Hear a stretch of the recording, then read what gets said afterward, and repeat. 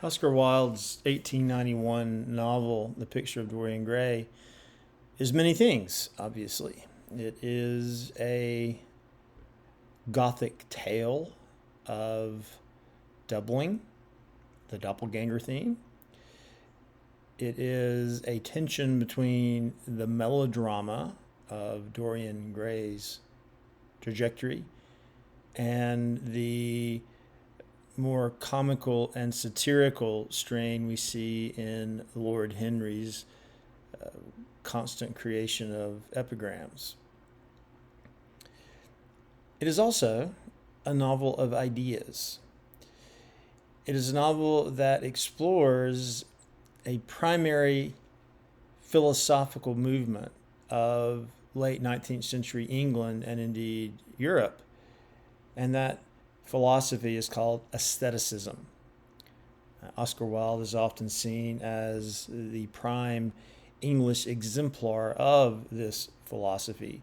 Not only did he embody some of the ideas he borrowed from others in America and France and England, but he created some of the ideas that contributed to aestheticism himself.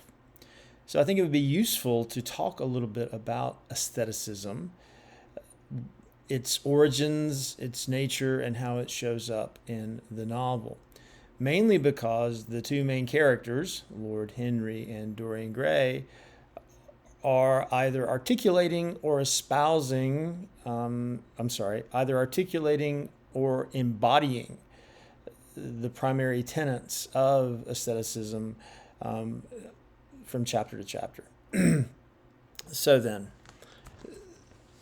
the philosophy of aestheticism has its roots 100 years almost before the Picture of Dorian Gray. It has its roots in Kant's third critique, his critique of judgment. He had early written critiques that focused on science, truth, we might say, and another critique that focused on ethics, or the good, we might say. So now Kant wanted to write about the beautiful. He'd written about the good, he'd written about the true, and now he will write about the beautiful. Now, what is the case when we think about the pursuit of truth? It is a very interested pursuit. It is an effort to try to understand what is true of the world, what is, and this ultimately means an understanding of causality, among other things. The idea that there is some sort of causality at play in the world, some sort of teleology in the world. And the same is true of the pursuit of goodness. It is an interested pursuit. There is a commitment to a certain way of being that would qualify as an ethical act. And again, there's a sense that causality must be in play. If I perform this act, then this will be the product of my act, the effect of my act. So teleology is at play in Kant's philosophy of ethics as well. But by the time we get to 1890, in his third and final critique, Kant says that an aesthetic judgment, a judgment of an object that one deems beautiful, is disinterested. When I am looking at a painting in a museum, when I'm reading a poem by, say, Wordsworth, I am not attempting to ascertain truth. I'm not attempting to ascertain goodness. I'm simply out to have a pleasurable experience. I'm interested in the form of the work of art. I'm interested on the play between parts and wholes, tensions and harmonies. Kant uses the phrase free play. I'm enjoying the free play of my mind as I take in this work of art. Insofar as I'm interested in teleology, it's teleology in quotation marks, we might say. The work of art has a purpose. It is its form The form of a novel, the form of a poem, the form of a painting expresses the purpose of that particular work, but it does not express a larger purpose. So Kant came up with this really interesting phrase. The aesthetic object has a purposeless purposiveness. So there is a purpose of a work of art, but is a purpose without purpose. So I'm beholding the work of art. I'm not interested in beauty. I'm not interested in truth. I'm not interested in goodness. I'm interested in beauty, which means I'm disinterested, that I'm just taking in the work of art as it is, and I'm enjoying the free play of my understanding and imagination. And this free play allows me to get a sense of this purposelessness, right? Now, an aesthetic judgment for Kant is different from an ethical judgment or a cognitive judgment. If I'm looking at a painting and I think it's beautiful, my taste, based on my sense of taste, this is Kant's word, based on my sense of taste, I deem this painting beautiful. Now, I can't prove that my claim is universally true. There's no way I can provide evidence to say, oh, well, I'm right. So my appreciation of the work of art is subjective. It is my impression. But I also assume that if you saw the work of art, you would have the same impression. So even though I know that my judgment of the beauty of the work of art is subjective, I assume that it would be universal. I assume that others seeing this work of art would also find my judgment accurate, that this is indeed beautiful. So what do we get from Kant? The idea that the purpose of art is simply to be beautiful, right? We also get the idea that the artwork has no interest in goodness or truth. Again, it's only interested in beauty. That a judgment of art is subjective based on my own personal impressions. But even though my impression is subjective, I assume that you will also find this object beautiful.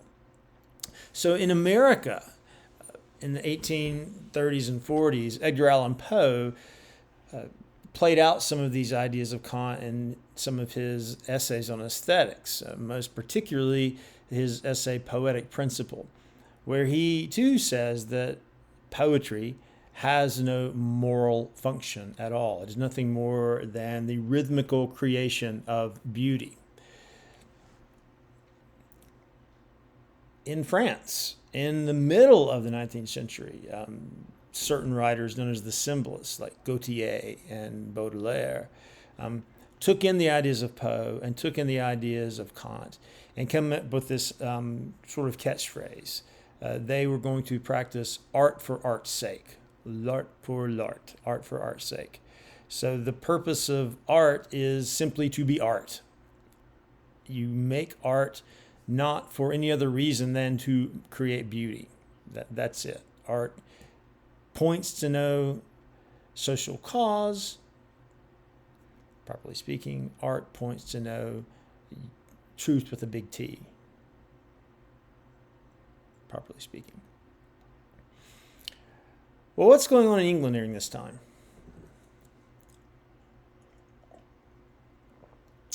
Two of the primary literary critics of the middle to late 19th century of the Victorian age in England were Matthew Arnold and John Ruskin.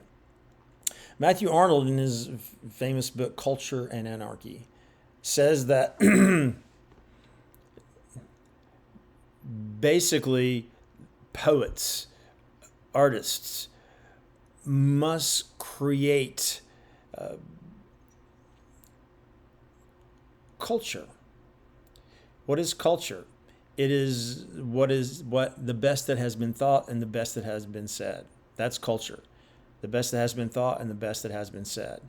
And culture is always yearning for sweetness and light. Sweetness and light. And if we do not have culture, if we do not think about what has been best said and best thought, if we do not aspire to sweetness and light, then we will descend into anarchy. So for Matthew Arnold, art has a serious social, moral purpose. It is to hold society together. It is to elevate society to what is best in that society. So there could not be a broader and more potent purpose, social moral purpose to art than Matthew Arnold articulates. Well, John Ruskin in Stones of Venice, from another angle, argues for the social moral importance for art. Ruskin looked around and saw industrialization and mass production, the rising of the factory economy in Victorian England, and he saw how mass production, he saw how industrialization was ruining the lives of those around him. So he thought that one way to push against the deadening effects of industrialization was to return to an older model for the creation of art, a medieval model, back when art was not mass-produced, and back when art was required highly skilled craftspeople, and back when art was communal. Think about the building of those lovely, powerful Gothic cathedrals throughout Europe, built in the Middle Ages, as they were called back in Ruskin's day. It took a lot of people to build those things, but it took a lot of very skilled craftsmen to build those things. And there it was. There's only one of that cathedral. You cannot replicate it at all. So for Ruskin, the creation of art could return us back to a more harmonized society when people were not alienated from their labor as they would be in a factory. You can feel some socialism and some soft Marxism in Ruskin. When people were not alienated from their labor, but their labor was highly skilled, and they could see how their labor impacted positively their society. And basically, this sort of intimacy with material and this high skill would be a way of reconnecting people to the world and to each other. It's easy to see how the arts and crafts movement, theorized by Ruskin's friend Morris, could grow out of this. Well, Ruskin was one of Wilde's professors at Oxford when he was there, but another of his professors was a man named Walter Pater. And Pater reached back to Kant, reached back to Poe, reached back to the French symbolists, and said, no, Ruskin and Arnold, art is not moral, art is not social, art has no purpose other than to create beauty. And in the famous conclusion of his really important book from 1873 called Studies in the History of the Renaissance, Pater has this to say, not only about art, but he says that the goal of life is essentially to have as many aesthetic experiences as possible. And an aesthetic experience need not simply be of a work of art. Any intense experience, maybe of a landscape or of a romantic moment, can be beautiful. So the goal for Pater is not to have an experience of something, but to celebrate experience in and of itself. Here's what he says in the conclusion. This is a famous passage I'm going to read. He says,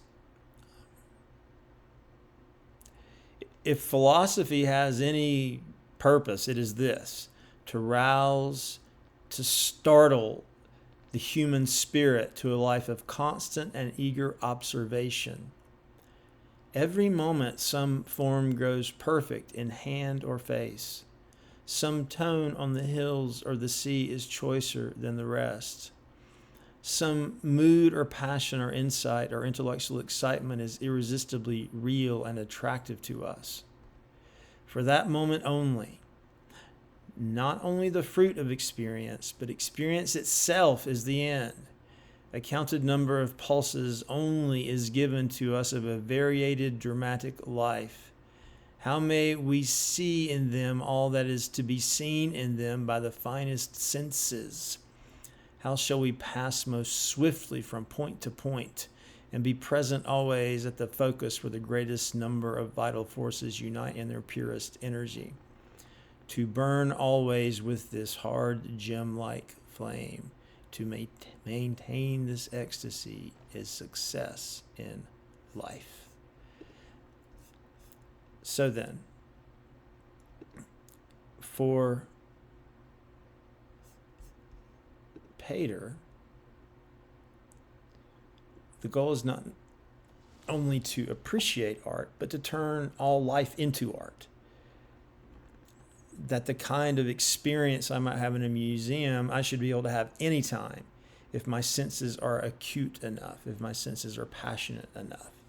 And it is this idea, along with the others I've articulated, that really turned Wilde on. I would say this idea, more than the others that I've articulated, really turned Wilde on. This idea that to cultivate a life that is itself art is the key to success. And essential to this is having very acute senses. So we see in the novel Picture of Dorian Gray, Wilde's articulation of the basic tenets of aestheticism in the preface. This novel first appeared in Lippincott's magazine in 1890. It was published in an expanded form in 1891, and in this expanded form, Wilde included his famous preface. And I'll just read a few of these epigrams, and then we'll glance quickly at one of Dorian Gray's, a passage describing Dorian Gray to kind of get at this idea of what it means to live a life of the senses without any other purpose than to experience life as intensely as possible. The artist is the creator of beautiful things, Wilde says. There's no such thing as a moral or an immoral book. Books are well written or badly written. That is all. No artist has ethical sympathies. An ethical sympathy in an artist is an unpardonable mannerism of style. And then he says, vice and virtue are to the artist materials for an art. And finally, he says, all art is quite useless. Now, as we get through the novel, we wonder if the novel embodies all of these claims. This idea that art is useless, maybe Wilde's being tongue-in-cheek about this. We can talk about that if we talked about the overall novel, but now I'm just trying to focus on some of the ideas in the novel. So we hear Lord Henry saying to Dorian early on, you should live a life of senses, you shouldn't care about morality, you shouldn't care about truth, you should simply try to have as many intense sensual experiences as you possibly can. But one result of this is that if my life is a series of impressions that aren't necessarily linked together by anything other than intensity, then it's going to be difficult for me to have a sense of a stable ego. And this is made very clear in the novel. So in the famous chapter 11, where we get a sense of Dorian's various sensual activities after he's learned what his painting can do, in this long passage using free indirect discourse, we learn that Dorian Gray thinks that the aim of life is to experience. Its aim indeed was to be experience itself and not the fruits of experience, sweet or bitter as they may be. It's the idea that, don't worry about what the outcome of your experience is, just experience what's happening in the present moment. But what does this do?